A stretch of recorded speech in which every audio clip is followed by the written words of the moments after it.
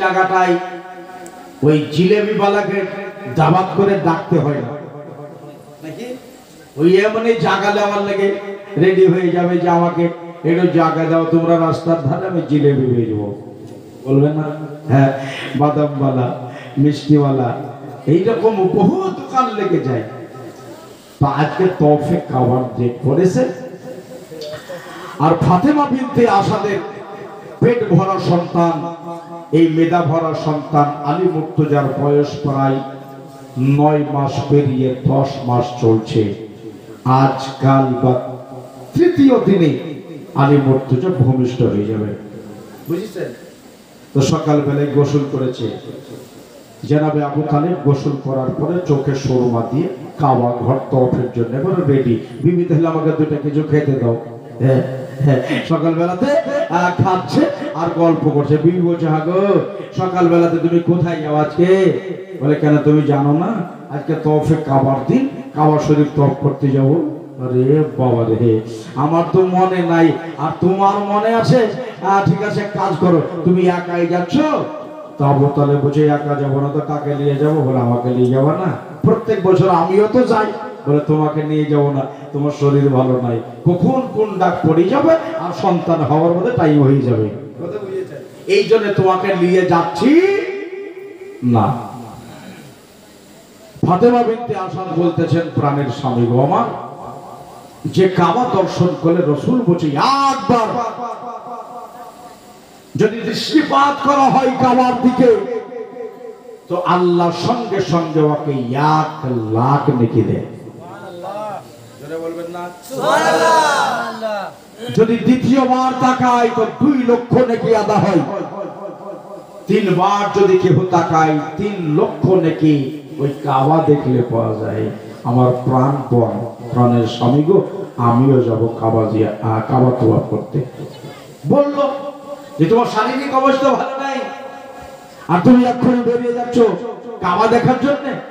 বলে, শুনেন, আল্লাহ বলতেছেন, ওয়া তুইজ্জু মান তাশা ওয়া তুযিল্লু মান তাশা। জি, আল্লাহ ইজ্জতের মালিক আর আল্লাহই হলো জিল্লাতের মালিক। যদি আল্লাহ আমারে সম্মান দেবে, যদি আল্লাহ জালিল করে আমারে করবে, কিন্তু কাবা দেখতে যাব তো যাব। জোরে বলবেন না সুবহানাল্লাহ? কাবা দেখতে যাব বলেছি তো যাব, একবারে রেডি হয়ে যাব। বিবির সাথে এখন কে তর্কাতর্কি করবে? হ্যাঁ, এটা আরো চিল্লাবে, চিৎকার করবে। এই জন্য বিবি, তুমি যাবো যখন বলছো চলো, তাহলে তোমার সাথে তর্ক লাগাবো না আর বাড়িতে ঝগড়া ঝামেলা করবো না, রেডি হয়ে যাও। বিবি রেডি হয়ে গেল আর আবু তালেবও রেডি। তাহলে একাই আজকে বিশ্ব নবী মুস্তাফা এই আবু তালেবের বাড়িতে থাকবে। ছেলেকে বুঝিয়ে বলা হলো, কোথাও যাবা না। হ্যাঁ, বাড়ি থেকে কোথাও যাবা না, এই জায়গাতে থাকবা। আমরা তওফে কাবা গেলাম, যাব আর ফিরে চলে আসবো। ঠিক আছে চাচা, যান, তাড়াতাড়ি ফিরে আসেন বাড়ি। রাসূলুল্লাহ থেকে গেলেন বাড়িতে। আবু তালেব, ফাতেমা বিনতে আসাদ মিয়া আর বিবি দুইজনা রেডি হলে কাবার চত্বরে যাবে, কাবা দর্শন করবে, কাবা শরীফ তওয়াফ করবে। এই নিয়াত করে বাড়ি থেকে বেরিয়েছে তারা জনজনায়। কিন্তু পেটের ভিতরে সন্তান, জানি না কখন সন্তান দুনিয়ার ভিতরে চলে আসবে, ভূমিষ্ঠ হয়ে যাবে। আমার ভাইরা, আমার মা বোনেরা, আমার দাদারা, কান দিয়ে শোনো। চলে গেলেন কাবা শরীফের কাছে। কাবা শরীফের কাছে যাওয়ার পরে শৃঙ্খলা বজায় রাখবার উদ্দেশ্যে একদিকে পুরুষদের লাইন চলছে, একদিকে মহিলাদের লাইন চলছে।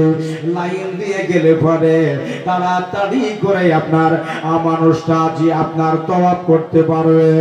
পুরুষদের লাইন খুব তাড়াতাড়ি যায়, মেয়েদের লাইন কেন তাড়াতাড়ি আসছে না, ধীরে ধীরে ধীরে ধীরে ধীরে ধীরে যাচ্ছে।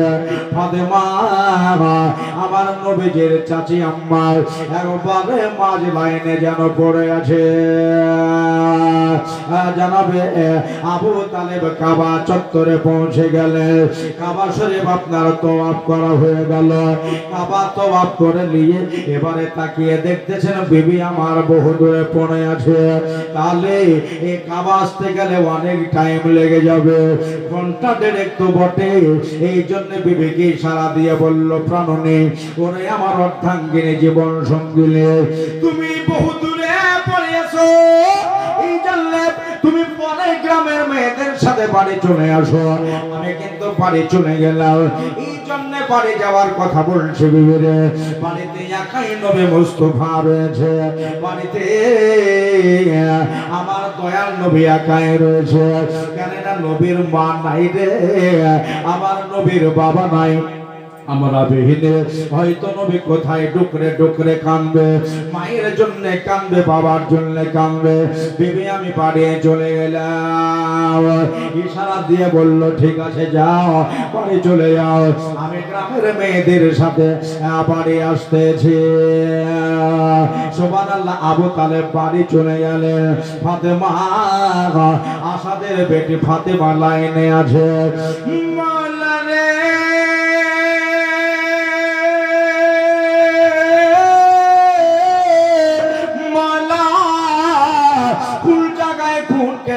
গেল আল্লাহ।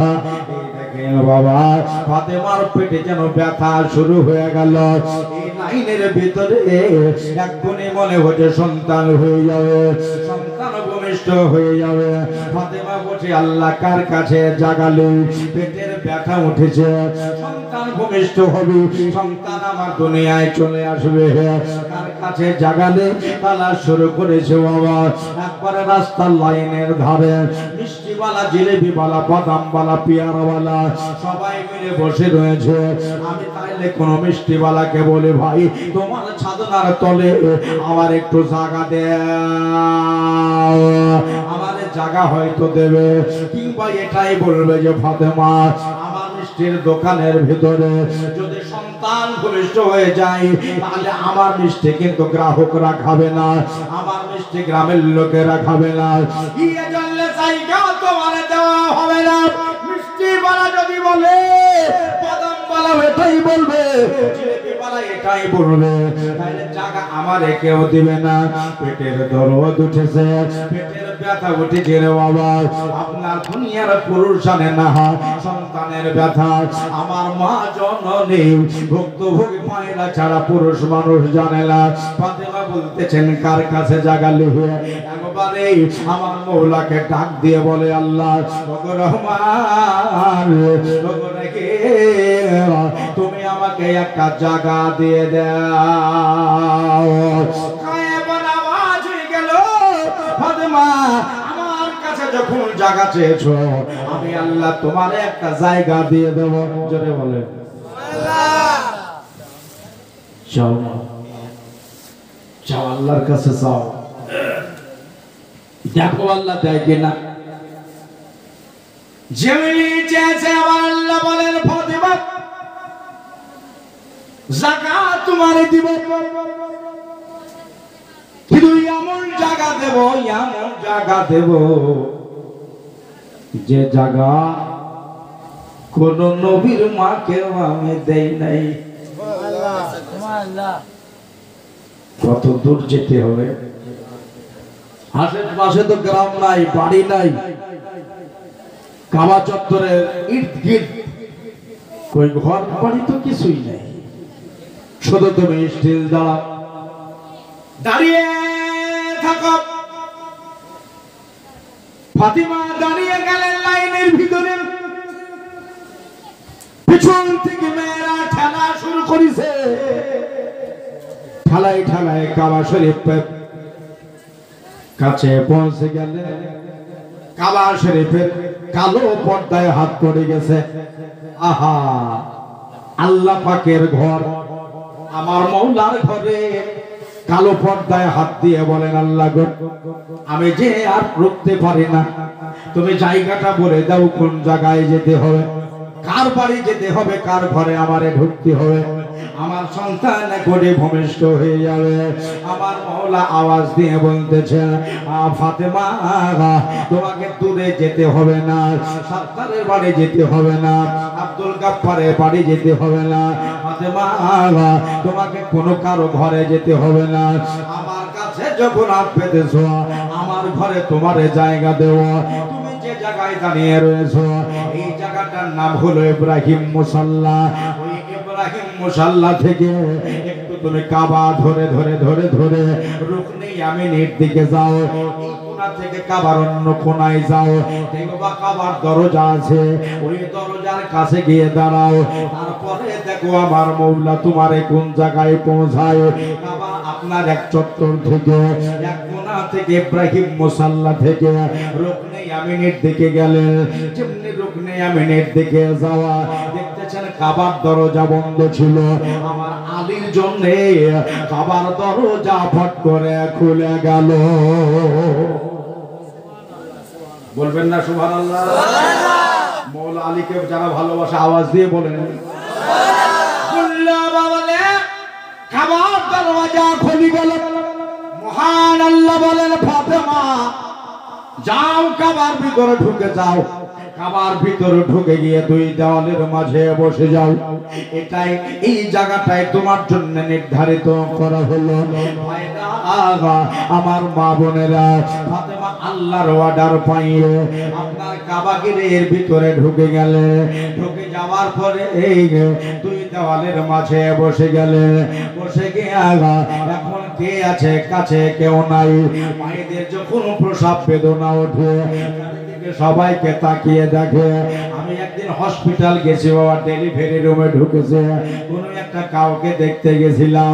বন্ধুরে মায়েদের অদৃষ্ট দেখে আমি মিনিট 10 ভেতরে থাকতে পারলাম না। কেউ তো আপনার ওই আপনার হসপিটালের জানালার গেট ধরে ঝুলছে, কেউ তো আপনার রড ধরে ঝুলছে, কেউ তো বেডের রড ধরে ঝুলতেছে। চোখ ভরা পানি আর বুক ভরা দুঃখ। এই জন্যে মায়েরা এটা এভাবে বহু মেয়েদের শোনা যায় যে সন্তান হবার টাইমে বহু মেয়ের জান বেরিয়ে যায়, কোনো মেয়েও চলে যায়, সন্তানও মরে যায়। মায়েরা সব মুখের দিকে তাকায়। বারবার নার্সগুলা বলে যা মা তোরা বাইরে চলে যা, কিন্তু মা বাইরে থেকে জানালা থেকে মেয়ের দেখে। মেয়ে মায়ের দিকে তাকিয়ে তাকিয়ে দেখে আম্মা জান দূরে পালিয়ে যেও না। আমার মন বলতেছে দুনিয়ায় বাঁচবো না। ইয়ে জানলে দুনিয়ায় বাঁচবো না রে।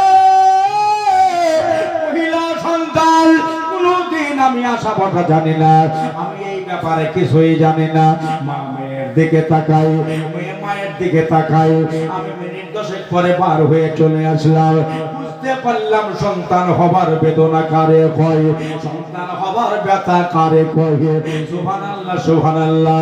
দুই দেওয়ালের মাঝে বসে আলো আমার আল্লাহ কয় জান্নাতি হুরিরা রে, ওই মক্কা নগরে জাবালে কুবাইশের কাছাকাছিতে আপনার সাফা মারওয়া সংলগ্ন এলাকা আমার আমিনার উদার থেকে আব্দুল্লাহর পৃষ্ঠ দিয়া নবী যেদিন পৃথিবীর বুকে যায় সেদিন নবীর কাছে 5টা জান্নাতি মেয়ে ছিল। বলবেন না সুবহানাল্লাহ? আর সেদিন ছিল নবীদের সরদার। আজকে যিনি কাবায় জন্ম নিচ্ছেন, আজ যিনি কাবা ঘরে আসতেছেন, ইনি হলেন তামাম নবীদের সরদার। এই জন্য তোমরা 4 জন জান্নাতি নারী চলে যাও, জান্নাতি হরি যাও, ফাতেমাকে খালাস করে দাও। সাথে সাথে আল্লাহর অর্ডার পাইয়া 4 জন হরি যেন কাবা গৃহে ঢুকে গেল। দেখতেছেন নবীজির চাচি আম্মা, এই চাচিকে আল্লাহ রাসূল মা বলে ডাকতেন। জানে না আমার নবীর মা ছিল না, আমার নবীকে রেখে দিয়ে 6 বছরের রেখে দিয়ে আল্লাহর হাবিবকে রেখে দিয়ে চলে গেছে। বাবা চলে গেছে, এইরকম টাইমে নবী মা নাই যে মা বলে ডাকবে, আব্বা নাই যে আব্বা বলে ডাকবে। আল্লাহ রাসূল ওই চাচি আম্মাকে মা বলে ডাকতেন। সুবহানাল্লাহ। ফাতেমা বিনত আসাদ কাবা গৃহে ভিতরে বসে আছে। জান্নাতে কিছু হরি আসলে 4 জন হরি এসে ফাতেমাকে খালাস করে দিলেন। ফাতেমাকে খালাস করিয়ে দিয়ে এবার দেখতে দেখতেছেন সুন্দর একটা ফুটফুটে সন্তান বেটা হয়েছে, একটা বেটা ছেলে হয়েছে। এই বেটাটাকে পরিষ্কার পরিচ্ছন্ন করে ওই জান্নাতি হুরিরা বাবা মায়ের কোলে দিয়ে দেওয়ার পরে এরা সব আউট হয়ে গেলেন। ফাতেমা ছেলের দিকে তাকায়, তাকিয়ে তাকিয়ে দেখে, বারবার দেখে ছেলের দিকে নজর আন্দাজ করে, এই জন্য বারবার দেখে ছেলে আমার তাকায় না, আমি শুধু তাকাই কিন্তু ছেলে আমার দিকে তাকায় না। মা দেখতেছে ছেলেকে কিন্তু ছেলে কেন মাকে একবার তাকিয়ে দেখল না।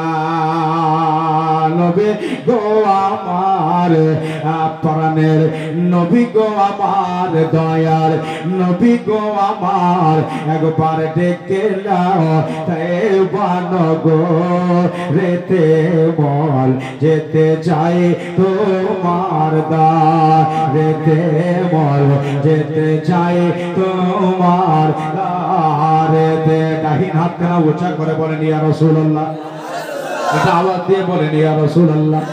রাত হয়েছে রে, এখন আল্লাহর রহমতি ফেরেশতারা প্রথম আসমানে এসে দেখতেছে আজ রাতের বেলাতে শুকনাতে কি হচ্ছে।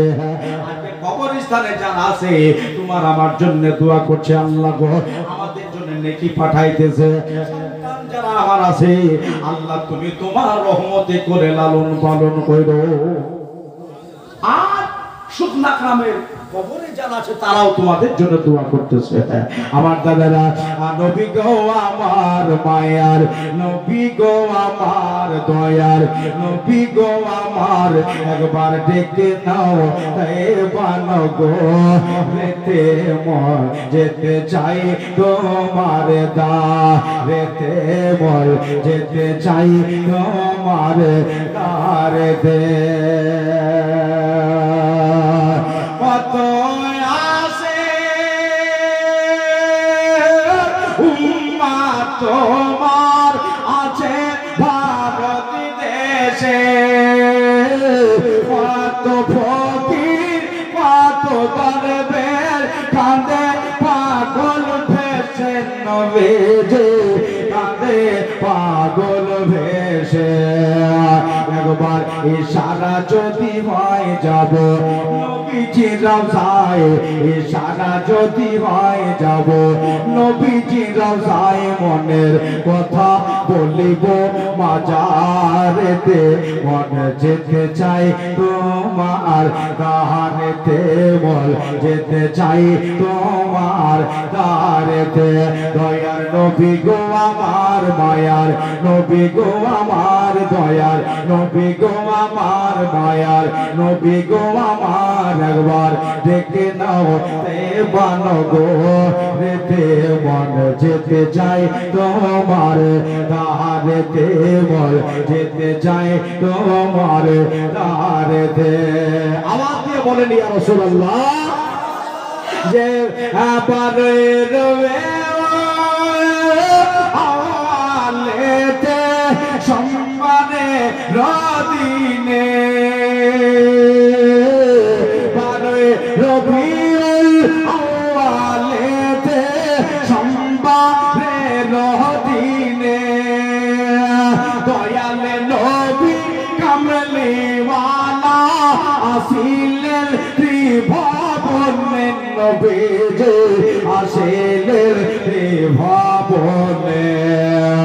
আজ উম্মতের মায়াতে পড়ে কাঁদে সেজদাতে উম্মতের মায়াতে পড়ে কাঁদে সেজদাতে দেখো আমেনার ঘরে ওই ভোরেতে মন যেতে যায় তোমার রাহারেতে বল যেতে যায় তোমার রাহারেতে। দয়ার নবী গো আমার মায়ার নবী গো আমার একবার দেখে নাও তাইবান গো রেতে মন যেতে চায় তোমার দারেতে।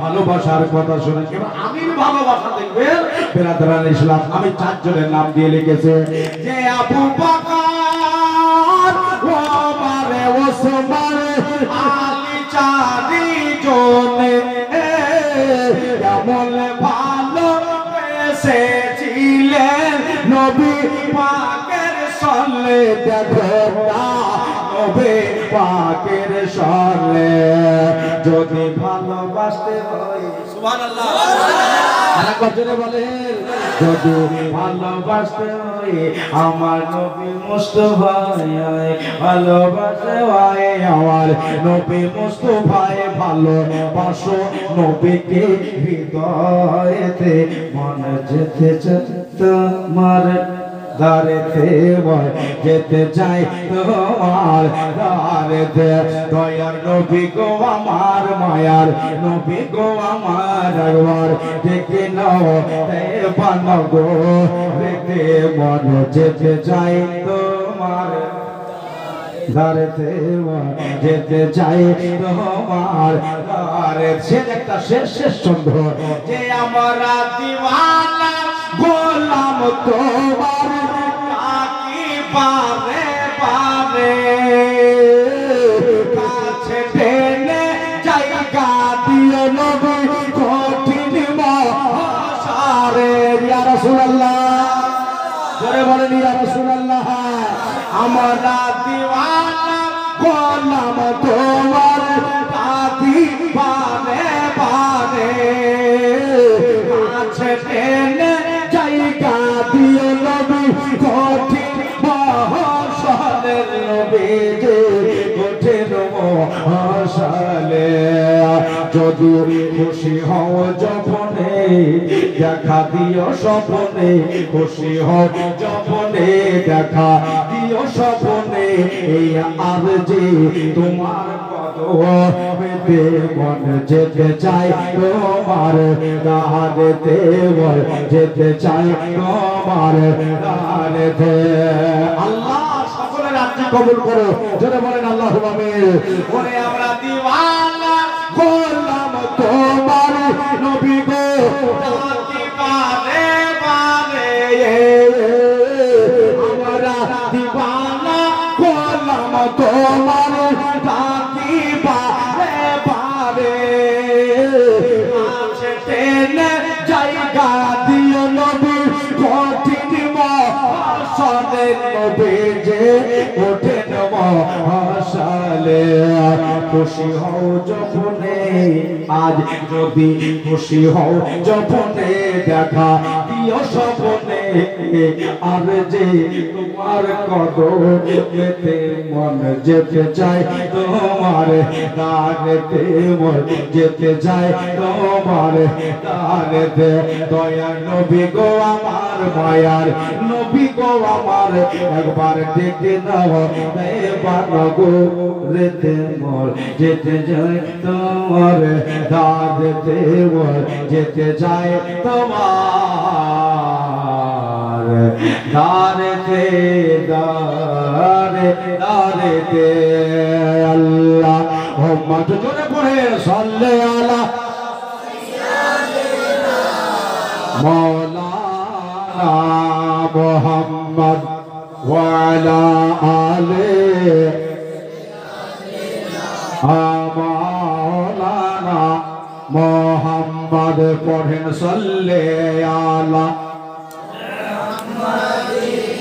সাল্লে আলা মুহাম্মদ হরদম জবান से निकालो पाक नामे मोहम्मद हरदम जवान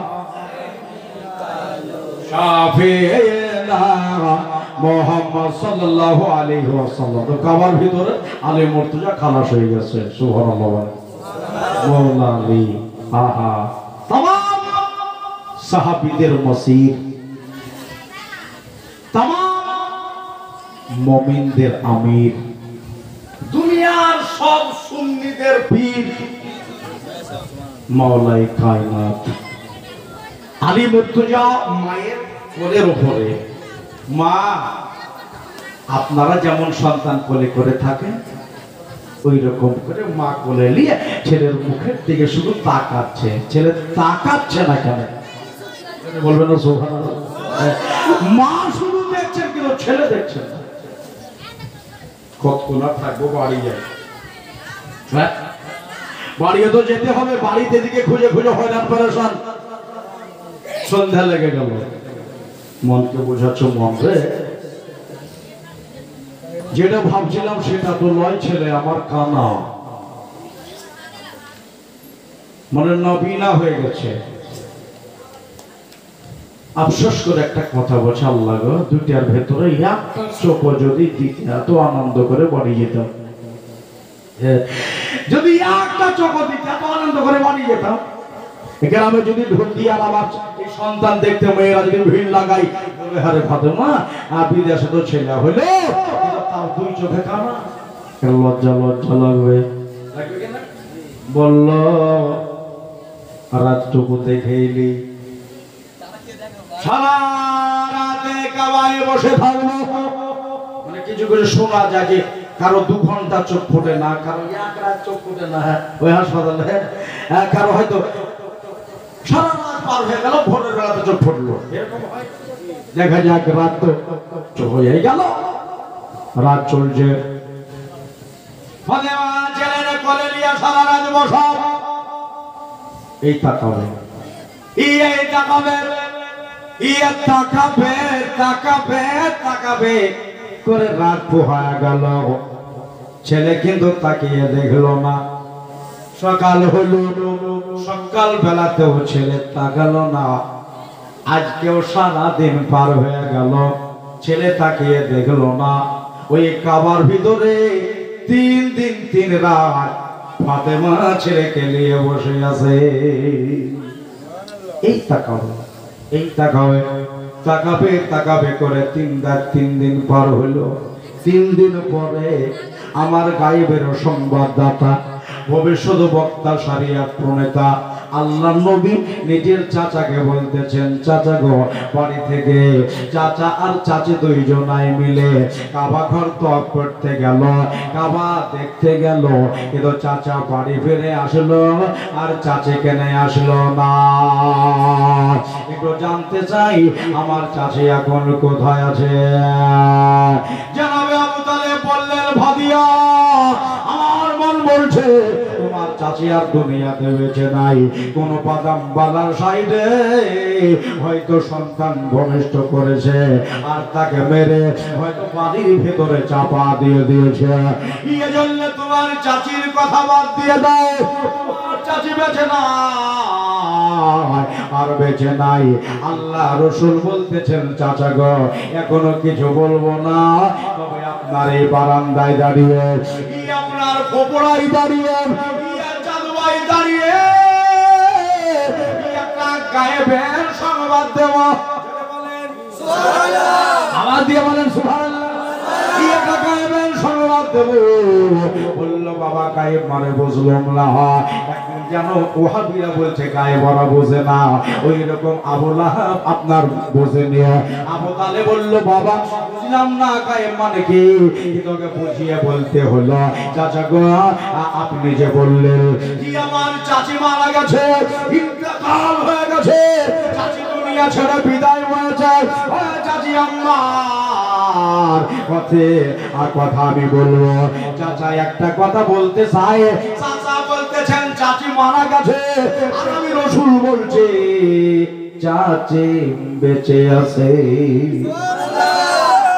বেঁচে আছে বলা, তুমি কি করে বুঝলে?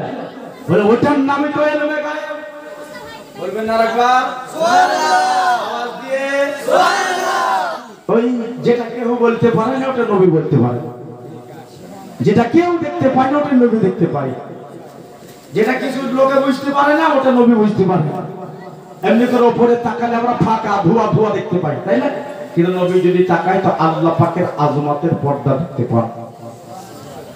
হ্যাঁ, বলে চাচা, চাচি আমার বেঁচে আছে, চিন্তা নাই। আরে বাবা রে, কথা কি সত্য? আল্লাহর রাসূল বলতেছেন নবী কোনদিন মিথ্যা বলে না।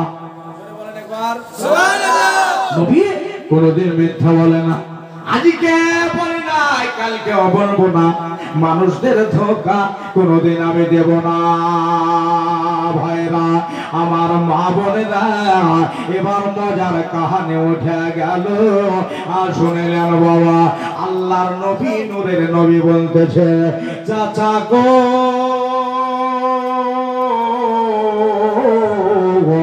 আমার চাচি কোথায় আছে, কোন জায়গায় আছে, কেমন ভাবে আছে? আমি রসুল চাচিরে দেখতে পাচ্ছি।